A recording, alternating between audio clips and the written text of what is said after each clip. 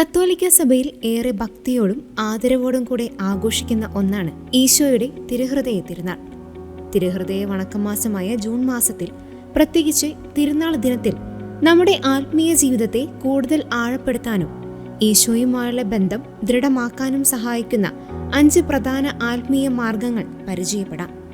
ആദ്യമായി, നമ്മുടെ കുടുംബങ്ങളെ തിരുഹൃദയത്തിന് പ്രതിഷ്ഠിക്കുക. തിരുഹൃദയ ഭക്തിയുടെ ഏറ്റവും പ്രധാനപ്പെട്ട ഒരു ഭാഗമാണിത്. നമ്മുടെ വ്യക്തിപരമായ ജീവിതത്തെയും കുടുംബത്തെയും പ്രാർത്ഥനയോടെ ഈശോയുടെ തിരുഹൃദയത്തിന് സമർപ്പിക്കുക. വീടുകളിൽ തിരുഹൃദയത്തിന്റെ ചിത്രം വലിയ പ്രാധാന്യത്തോടെ പ്രതിഷ്ഠിക്കുകയും കുടുംബാംഗങ്ങൾ ഒന്നിച്ചു ചേർന്ന് പ്രതിഷ്ഠാ പ്രാർത്ഥന ചൊല്ലുകയും ചെയ്യാം. ഇത് കുടുംബങ്ങളിൽ സ്നേഹവും സമാധാനവും ദൈവാനുഗ്രഹവും നിലനിർത്താൻ സഹായിക്കും. രണ്ടാമതായി, വിശുദ്ധ കുർബാനയിലും ദിവ്യകാരുണ്യ ആരാധനയിലും പങ്കെടുക്കുക. ഈശോയുടെ തിരുഹൃദയത്തിൽ നിന്നൊഴുകുന്ന സ്നേഹം പൂർണ്ണമായി അനുഭവിക്കുവാൻ വിശുദ്ധ കുർബാനയേക്കാൾ വലിയ മറ്റൊരു മാർഗമില്ല.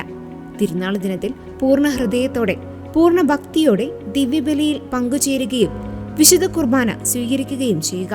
കൂടാതെ ദിവ്യകാരുണ്യ ഈശോയുടെ മുന്നിൽ കുറച്ചു സമയം നിശബ്ദമായി ചിലവഴിക്കുന്നത് നമ്മുടെ ആകുലതകൾ അകറ്റി ആത്മീയ ശക്തി പകരാൻ സഹായിക്കും. മൂന്നാമതായി, പാപസങ്കീർത്തനം വഴി ഹൃദയത്തെ ശുദ്ധീകരിക്കുക. ഈശോയുടെ തിരുഹൃദയം കാരുണ്യത്തിന്റെ അതിരറ്റ സമുദ്രമാണ്.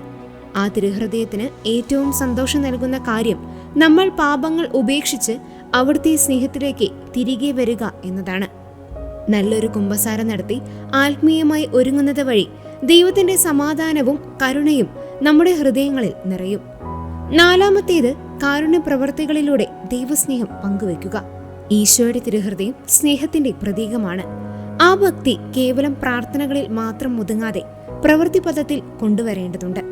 രോഗികളെ സന്ദർശിക്കുക, വിശക്കുന്നവർക്ക് ആഹാരം നൽകുക, പ്രയാസം അനുഭവിക്കുന്നവരെ സഹായിക്കുക തുടങ്ങിയ ചെറിയ കാരുണ്യ പ്രവൃത്തികളിലൂടെ ഈശോയുടെ സ്നേഹം സഹജീവികൾക്ക് പകർന്നു നൽകാൻ നമുക്ക് സാധിക്കണം. അവസാനമായി, പരിഹാര പ്രാർത്ഥനകളും ചെറിയ ത്യാഗങ്ങളും ചെയ്യുക. ലോകത്തിൽ ദൈവത്തിനെതിരെ നടക്കുന്ന അനാദരവുകൾക്കും പാപങ്ങൾക്കും പരിഹാരമായി പ്രാർത്ഥനകളും ഉപവാസങ്ങളും കാഴ്ചവെക്കുക. ഈശോയുടെ തിരുഹൃദയത്തിന് ഏൽക്കുന്ന മുറിവുകൾക്ക് പരിഹാരമായി ജപമാലയോ മറ്റു പ്രത്യേക തിരുഹൃദയ പ്രാർത്ഥനകളോ ചൊല്ലുന്നത് നമ്മുടെ ആത്മീയ ജീവിതത്തെ കൂടുതൽ വിശുദ്ധീകരിക്കാൻ സഹായിക്കും.